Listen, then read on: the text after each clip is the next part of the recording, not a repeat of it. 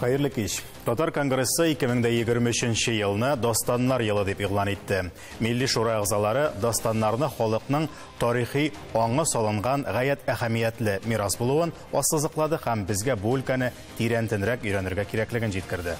Кәрим Тинчурин исемендәге татар дәүләт драма һәм комедия театрда яңа елны сәхнәдә достан куюдан башлый. Идегәй достаны шигъри достан һәм татар халкының иң танылган достаны. Бүген студиябыз кунаклары белән әлеге жанр үзенчәлекләрен һәм достаннарның хәзерге заман кешесенә нинди кыйммәтләр җиткерә алганын ачыкларбыз. Хәерле кич, хөрмәтле кунаклар. Бүген тапшыру дәвамында сез үз фикерегезне тимәләргә басып та җиткерә аласыз. Зәңгәр ул килешү, кызыл килешмәү билгесе. Сүзебезне бераз гына агарту эшләреннән башлыйк. Инде мәктәп бусагасыннан күпләрнең гомергә ишетеп тәбелмәгән сүзләре булыр инде ул достан, соңгы тапкыр шунда ишетелә торгандыр. Инде кызыксынучан кешеләр булмаса әлбәттә. Фәнзилә ханым, сездән башлыйк. Ул жанрның үзенчәлекләре нәрсәдә, кайчан формалашкан жанр ул? Бердән достан дигән сүзне без инде татар сүзе итеп кабул итәбез бит инде ул. Фарсы теленнән кергән сүз, без аны баян да дибез. Ләкин шул ук вакытта безнең халыкның акылында хәзердә нинди дә булса бер теге җитди вакыйга булса, әзрәк тетрәндерсә, әзрәк бер кадәр теге зур бер сорау алдында калса, достаннарда калыр тарих, достаннарда сөйләрлек дигән, менә бу гыйбарә ул бездә бар. Андый вакыйгалар әлбәттә татар тормышында, татар язмышында, төрки татар язмышы дип киңрәк мәйданнарны алсак, алар гел булып торган. Һәм менә инде достан фарсы теленнән, әгәр дә инде татар теленә тәрҗемә итсәк, ул хикәя һәм тарихи вакыйганы бәян буларак менә шушылай итеп аңларга кирәк. Бу сүзне сүз буларак, ә инде жанр буларак карасак, бердән без инде достан дигән сүз безнең акылыбыз өчен без шуны аңларга тиешбез. Ул беренче чиратта поэтик әсәр. Ягъни шигъри формада иҗат ителгән булган безнең достаннарыбыз барлыкка килгәннән бирле. Ә барлыкка килү тарихын без әлбәттә кайсы бер достаннарыбыз безнең оруглык җәмгыятендә ук барлыкка килеп, аларны без әкияти герой дип карыйлар безнең галимнәребез. Кайсы берләре безнең менә шушы әйтик төрки каганатлык формалашу процессларында, формалашу процесслары турында әйтәбез. Кайсы берләре, менә бүген сөйләшә торганы, ул инде әлбәттә безнең алтын урда чорына бәйле. Алар менә һәрберсенең үзенең дәвамлылыгы һәм инде анда сурәтләнә торган вакыйгаларның үзенчәлеге бер кадәр безгә шул чорның җирлеген күз алырга мөмкинлек бирә. Дөнья мәдәниятендә, дөнья әдәбиятында, әдәбият теориясендә бөтен дөнья халыкларының шушындый типтагы әсәрләрен без эпос дип атап күнеккән. Ул дөньяви термин. Фәнзилә ханым, без инде достаннар турында әз генә мәгълүмат бирербез дигән идек, әмма сез тәфсилләп бик яхшы сөйләп бирдегез тамашачыларыбызга. Хәзер инде Идегәйгә күчик. Ни өчен Тинчурин театры Идегәйгә тотынды? Бу бары тик достан елы игълан ителгәнгәме, әллә инде әзерлек күптән башланган идеме? Biz инде Идегәйгә сентябрьдән башлап инде репетициялар башланды. Безнең аннары шу достан белән эшләү инде, аны тулайым куеп булмый бит инде. Куйсаң ул бер 6-7 сәгатьлек килеп чыга. Шуңа күрә аның ниндидер юнәлешләрен генә алып инде төп геройны күрсәтеп, аны ничек ул үсә, ничек туа, ничек үлә, менә шул төп нокталарны күрсәтеп инде сюжетын күрсәтеп, без менә шул менә достанның тотуының сәбәбе нидә соң? Нидә соң? Мин әйтә алам, менә кайбер персонажлар, төп персонажлар, мәсәлән, Туктамыш һәм Шактимер. Туктамыш үзе Субраны чакыра, шундый бер персонаж, һәм сорый, кем ул Идегәй. Яникә дә сорый, кем ул Идегәй, бу кеше кем ул Кубыгыл. Кубыгыл ул була инде Идегәй. Шуңа күрә Шактимер дә Идегәй аның янына килгәчтән инде Шактимер сорый 40 көннән, кем син уган? Менә бөтен кеше шул сорау белән инде сорауны бирә Идегәйгә. Минемчә, Идегәй ул бер шундый кеше, бөек кеше, ул bir кашанда баш имәгән, бер кемгә дә, Туктамышка да, Шактимергә дә тулайым. Шуңа күрә теге ул үзенчәлекле, теге татар үз халкы өчен, теге татар халкы бер кашанда баш июче икенче кешеләргә, икенче халыкларга. Менә тарихта Идегәй кем булганын без тарихчылардан сорыйк. Индус абый, Идегәй тарихта кем булган ул? Шын персонаж булганмы, әллә инде уйлап чыгарылган каһарман булганмы? Менә тарихчылар нәрсә дип әйтер икән? Әлбәттә, шын мәгънәсендә реаль шәхес. Ләкин нинди шәхес? Анысы икенче мәсьәлә. Әдәби герой буларак аңа менә бәя бирә башладылар. Әлбәттә, шын мәгънәсендә. Ул миф түгел, әлбәттә. Ләкин инде тарихи яктан бәя бирергә калса, без әйтерлек. Ул Туктамыш белән бергә, Мамайлар белән бергә Алтын Урданы таркатучылар булар. Нигездә шулай. Әдәбиятта ул башкача кергән, әлбәттә. Әдәбиятта төрлечә, чөнки ул шын мәгънәсендә менә дигән әсәр, яхшы укылатылган һәм танылган әсәр. Ләкин кеше, шәхес буларак ул башка, әлбәттә талантлы, шунда сүздә юк. Һичшиксез аның таланты зур, мөмкинлекләре зур була. Һәм ул шын мәгънәсендә менә шушы көрәшне ныклы рәвештә алып бара, ныклы рәвештә. Һәм аның дошманнары шул ук рәвештә ныклы һәм төпле кеше булалар. Бер-берсе белән бәйлешләре аларның шын мәгънәсендә зур тартыш. Һәм шушы тартыш аркасында алар Алтын Урданы тартышып бетерәләр, юкка чыгаралар. Менә моңарга инде әлбәттә без үзебезнең бәяне бүген бирә белергә тиешбез. Заманында әлбәттә менә 44 елның 9 августында партияның карары була.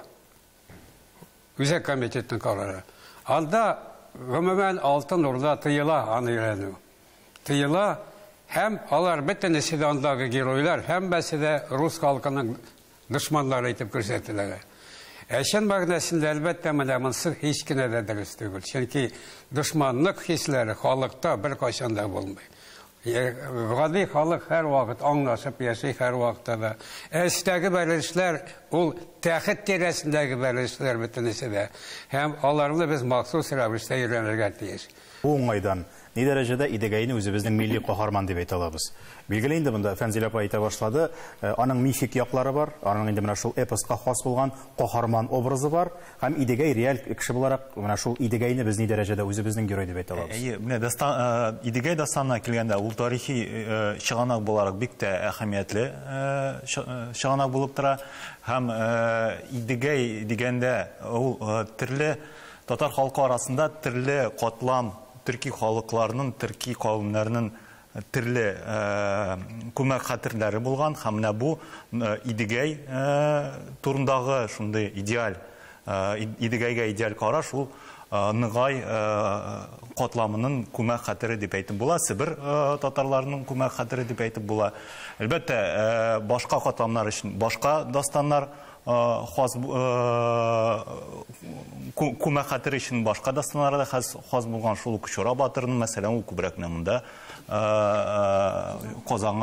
Казанга якынрак күмәк хәтер һәм чынлап та дигәндә реаль чын барлыкта Идегәй дә Туктамыш та һәм бигрәк тә Аксак Тимер ул Алтын Урданы таркалуына зур өлеш кергән шәхесләр. Әмма Туктамыш хан монда антигерой булса Идегәй дастанында үз вакытында 10 елдан артык Туктамыш хан вакытында Алтын Урда чәчәк аткан вакыт, Идегәй белән Туктамыш бергә булган чаклар ул чәчәк аткан дәвр, инде бер-берсе белән сугыша башлагач, бу безгә шундый тарихи бер дәрес, бер-берсе белән элиталар сугыша башлаган чакта әлбәттә дәүләт таркала. Һәм иң зур инде антигерой дип әйтимме, ул дастанда шундый зур итеп антигерой күрсәтелмәгән. Аксак Тимер безнең Болгар шәһәребезне, гомумән Болгар элек Болгар дәүләте булган шәһәрләрне күпләп җимергән шәхес булып тора. Каһарманнар, антигеройлар һәм Идегәй ни өчен безгә шундый урау юллар белән килеп җиткәнен без рекламадан соң ачыкларга тырышырбыз. Бездән аерылмагыз.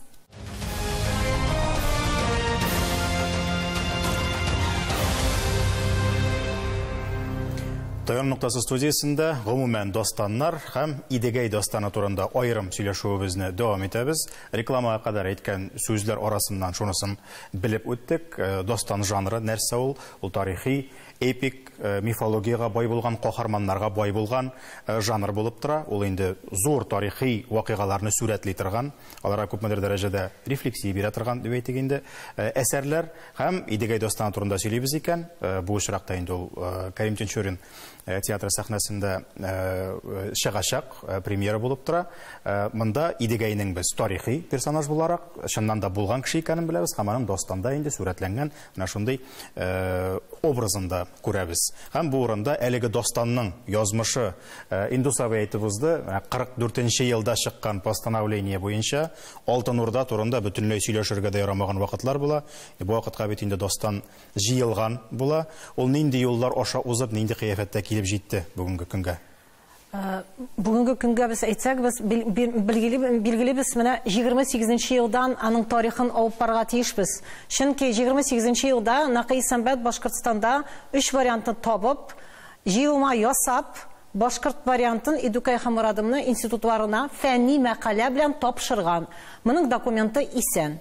Шуннан Исәнбәт инде үзегез беләсез Казанга килгән җидегән эше белән, шуның өчен ул әтнәләргә китергә мәҗбүр була. Һәм безнең илне менә бүген менә без дастан безгә ни өчен кирәк? Чөнки безнең заманасы килеп җитте, безгә кирәк үзебезнең эстетик кыйммәтләрне күтәреп, балаларны тәрбияләргә. Һәм ул чорда да СССРга ул кирәк булган. Чөнки ул чорда без шулай ук республикаларны, шул яктагы бүгенге республикаларны үзебезгә китереп, без мисал күрсәтергә тиешбез. СССР кысаларында кергән республикалар нинди байлык белән мәдәнияткә керделәр. Шуның өчен эпосларның юбилейларын уздыра башладылар һәм идегәй комиссия төзелеп Мәскәүдә, аңа баттау барып, безнең Сиддик бабай варианты иң уңышлы, калган халыкларда ул дастан түгел, әкият формада, миф формасында исән калган дип, Исәнбәтнең архивында шундый хат сакланган. Һәм шул хатта Баттау әйтә Исәнбәткә срочно Сибиргә барып материал җый, безнең вариантны ныгытып, җыелма ясап, безгә бөтен төрек халыкларына татар халкыннан бүләк ясыйбыз. Трагедия яза, җыелма текстны әзерләп, журналда чыгара. Шуннан безнең ИАЛИ институты әйтә, бу дастан түгел, бу шигъри әсәр дип ученый совет аркылы вердикт чыгара. ИАЛИ белән бергәләп яңа җыелма текст туа, инде ИАЛИның 6 текстын кушып. Исәнбәт 2 әйберне әзерли. Фәнни мәкалә трагедия һәм бу җыелма текст. Фаҗигасы бу процессның нәрсәдә? Чөнки бит инде менә текст әзерләнгән, институт җибәрә Мәскәүгә, Муса Җәлил каршылый бу текстны, Липкинны чакыралар армиядан тәрҗемә итәргә, һәм менә бу бер факт югалып калды татар тарихында. Липкин тәрҗемә итеп бетерә әсәрне һәм Мәскәүгә тапшыра. Менә шуннан постановление туа, чөнки текст бар татарлар әзерләгән. А татарлар инде игрушка для битья бөтен төрки халыкларны өйрәтү өчен бер тарих кирәк. Ләкин Накый Исәнбәт баш тартмады текстынан. Ул 4нче вариантын әзерләп, аның архивында сакланган, идегәй үлеме белән әсәр бетми, Алтын Урда халыкларының язмышы турында уйлана ул менә бу дастанда. Һәм ул менә бу хыялын барыбер яши ул бу хыял белән. 88нче елга кадәрле безнең институт искә алмый, ярмый, менә бу КГБдан килгән, НКВдан килгән комиссияга әйтә, безнең институт идегәйне җыймады, аны Исәнбәт җыйды, менә җавабы шуннан. Ләкин Исәнбәт беспартийный, бер җирдә эшләми, зур тарих ясап булмый бу шәхестән. Шуның өчен обком безнең булды, гаепле, постановление чыкты. 88нче елда безнең перестройка китә, Кулгалины чыгарабыз да, идегәйне чыгарырга ашкынабыз. Ләкин Исәнбәтнең үз фикере не подцензурный вариантны чыгарга дип. Үзенеке менә бу ахыргы вариантны чыгарган. Менә бу цензурага кергән. Бит ИАЛИда сакланган вариант партия күзлегеннән 40 тапкыр төзәтеп, монда бит инде Баттау, Ярмиләр, кыскартып, 800 бидетінің строчкасын алып атып, редакциялап, потому что бит инде менә идегегә карата концепция, у бит инструкция белән төшкән. Әйбер, институт бит ул дәүләт күзлегеннән текст әзерләргә тиеш. Исәнбәттә ул свободный художник күз алдыга китерегез. Аның үзенең концепциясе. Бу чыннан да менә аның тарихы да, чыгу тарихы да бик күләмле. Без аны ярты сәгать эчендә генә сөйләп бетерә алмабыз. Шуңа күрә менә Туфанга сорау биргәле. Моңа кадәр Камал театры идегәгә тотынган иде. Аны Марсель Сәлимҗанов чыгарды. Ул спектакльне карап чыктыгызмы, таныштыгызмы ул спектакль белән? Һәм айырмасы сезнең менә айырмасы нәрсәдә булачак? Теге видео язмасы мин кара алмадым, аның кисәкләре генә калды. Шуңа күрә мин кисәкләрен караган идем.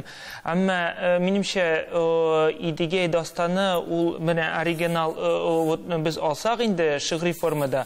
Шул шигъри формада калса минемчә яхшырак булыр иде.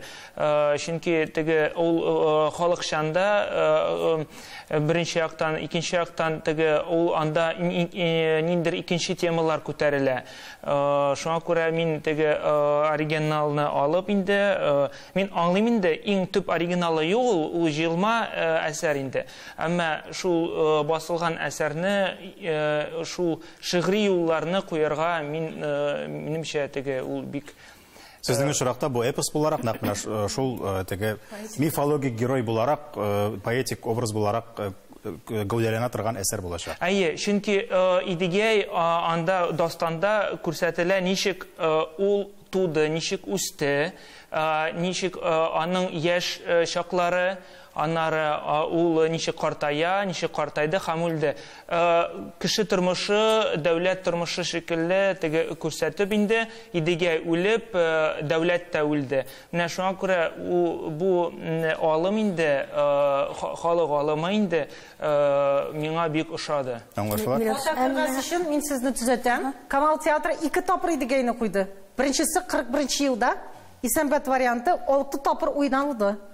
Соңнан инде Юнус Сафиуллин инде үзенең текстын төзеп, ул монда әйтә миңа менә фарсы белгечен чакырып, институт белән бергә эшләп, үз вариантын төзеде һәм мин Юнус абый белән сөйләштем.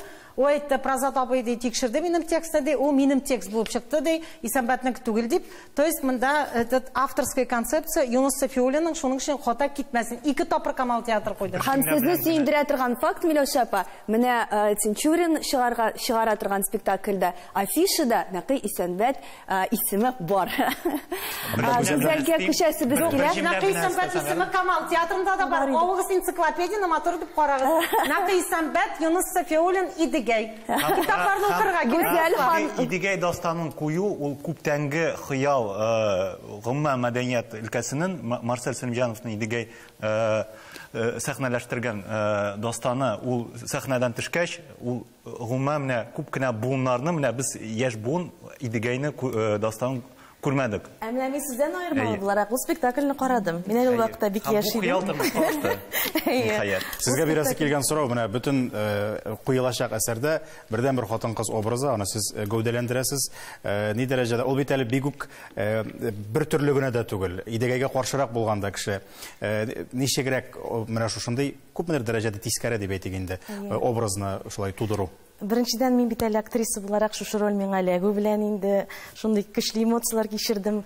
Иң беренче Алсу Гайнуллина килеп басты инде. Ул вакыттагы Яника образын уйнаган актриса Камал театрындагы. Әмма инде менә килеп күргәч, белгәч, сценарийны укыгач, бу гомумән икенче Идегәй булган икән Юнус Сафиуллинның. Ролегызны да әйтик инде бөтен кешегә, Яника роле. Яника роле ул Туктамыш ханның хатыны, Ханбикә, Яника образы. Менә дөрестән дә чыннан да шундый татар хатын кызы үзенең сүзен әйтә белә торган, син болай эшлә дип әйтеп куя, ул әлбәттә үзенең иреннән дә курка. Һәм ул үзенең иренең власть өчен, хакимлек өчен борчыла торган, шушы йортны, илне саклый белә торган хатын кызыл, үзенең балалары өчен җан ата торган, үзенең дошманнарын кызганмый торган, аямый торган, әмма үзенең ирен җирләп, улын җирләп, шулай гади хатын кызлар кичә торган, эмоциялар кичерә торган, шулай җылый белә торган, шулай ярата белә торган шундый образ дип күз алдыма китерәм, әле менә эшлибез, эшләү дәвре процесс бара. Достаннарның тагын бер үзенчәлеге. Туфан әзерлек вакытында сез тарихчыларга, сәнгать кешеләренә мөрәҗәгать иттегезме, фольклорчыларга? Әмма җавап биргәнче без бер видеоязма карыйк, ул Галимҗан абый белән язылган бер әңгәмә. Чөнки менә андый дастаннар куела шул чакта, качан менә милләтебезгә, татарыбызга biraz kıyımlık ile, torluk ile, ince bir korkunçlar yanıyor. Bana şunda ideyeyi sahneye çıkarıp alıp gerek. Çünkü bunda Tatar için bulgan en mühim iberler etiler, en mühim şiirler etiler, lozunluklar, bilim derecesindeki yollar yangırıyor. İlk konsepsiyası bunda tüzüle. Biz bir millet itip mında formalaşabız bu tekstda. Мен шуның үшін сізге айттым, хон заманнарынан келген эстетик кыйбла калган нинди булырга тиеш. Кахарман нинди булырга тиеш. Бер үк әйберләр сакланып килә татарда. Без бүген югалта башладык бу әйберләрне. Чөнки без башка әдәбиятта балаларыбызны тәрбиялибез, индивидуальлек беренче урынга китте. Ил турында кайгыру икенче урынга китте. Безгә менә дастаннар нәрсә өчен кирәк? Илгә хөрмәт уяту өчен. Чөнки дастанның менә бу бөеклеге идел йорт дигән төшенчәне керттек без сугыш алдыннан. Һәм 42нче елда язучылар җыелып, идел йортны якларга чыгасыз дип татарларга мөрәҗәгать иттеләр. Сез мифик ил түгел, идел йортыгызны, әтиләрегезне, киндек каны тамган йортыгызны, менә сез карагыз бу җырларны. Нурадын да җырлый идел йортка мәдхия. Идегей дә җырлый. Бу инде безнең эпик модель, кабатлану, ләкин сез аның концепциясын карасагыз, бер тәртиптә ирне ир иткән җир, хатын-кызны хатын әни иткән җир. Бала бу ил белән бәйләнешне саклана. Бу инициация концепциясы бу җырларда. Һәм яшьләргә өметләнәм. Көчләре җитсә. Безнең милли эстетик идеалны юк итмичә, индивидуальлеккә бормыйча, ил концепциясы беренче урында булырга тиеш, һәм безнең каһарманыбыз ил өчен кайгырырга тиеш. Фәнзилә, сез нәрсәгә өметләнәсез? Ниндирәк спектакль күрергә теләр идегез? Без махсус менә алдан төшерәбез бу тапшыруны, нинди өметләрне ишетер өчен. Бердән мин әйтергә тиешмен, гомумән менә бу Идегәй дастаны, ул менә бүгенге көндә аны укыйсың да, бүгенге менә безнең илдә, дөньяда, менә шушы хаоста дип әйтик. Бердә курыкмыйча әйтәм, шушы хаоста Идегәй дастаны укыганнан соң, анда искиткеч күп гыйбрәтләр бар. Анда гыйбрәт бар. Анда мәсәлән, мисал өчен кичкенә генә деталь кебек ул. Һәм ул ничә тапкыр кабатлана. Анда кылычтан әйтик Идегәй бит инде алып килә, яу белән алып килә бит инде дошманның башын кискән вакытта Нурадын кисә башын, сөт ага. Идегәйнең башын кискән вакытта, Идегәй үлгәндә кан ага. Һәм менә шушы канга кан. Ләкин әгәр дә син кавымыңны, дөньяны сакларга телисең икән, син сөтеңдә, син кан белән канга кан түгел, син сөтне тотарга тиешсең. Ил китә, ватан кала, сөт кала дигән җөмләне дәртмәне. Менә шушыны без ишетергә телибез. Насыйп булып, Туфаннан, Тинчурин театрыннан, аның артыннан кичкенә бәлки шушы Альберт Шакиров тотыныр сериаллар. Балалар өчен кичкенә генә, ниндидер мультфильмнар. Инде сабый сезгә йомгаклау сорауы, ни өчен бүгенге көндә дастаннар тумый, ни өчен алар тарихта калган? Без иртәгә ничек яшәячәгебезне белергә тиешбез. Шуның өчен бүгенге көндә без мифлар тудыра алмыйбыз. Һәм шунлыктан элеккеләрен өйрәнәбез. Менә Идегәй, менә монда күпме бәхәс чыкты, бик кызык бәхәсләр менә монда. Шушыларны без бүген өйрәнергә тиешбез чын мәгънәсендә. Һәм өйрәнеп кенә түгел, бәлки киләчәктә әле дастаннарда түгел, кем белә, әле бит әле яшише бар, алда тормыш бар, реаль тормыш бар, бүгенгесе бар, иртәгәсе бар. Һәм инде әлбәттә менә шушы тарихи фактларны, аның әдәби образларын өйрәнүне беренче урынга куя алсак без бүгенге көндә, бүгенге яшәешебезне җиңеләйтер идек. Җиңеләйтү һичшиксез кирәк, һәм мин монда бернинди шигем дә юк. Рәхмәт. Рәхмәт. Хөрмәтле тамашачылар, әлбәттә, дастан жанр буларак үзе үк катлаулы әсәр булып тора. Аның вакыйгалары да күп, аның образлары да күп, анда чагыштырулар, метафоралар, гиперболалар да бик күп, хәттин ашкан. Ләкин без хәзерге көндә дастаннарны уку авыр. Укыйм, әмма аңлый алмыйм.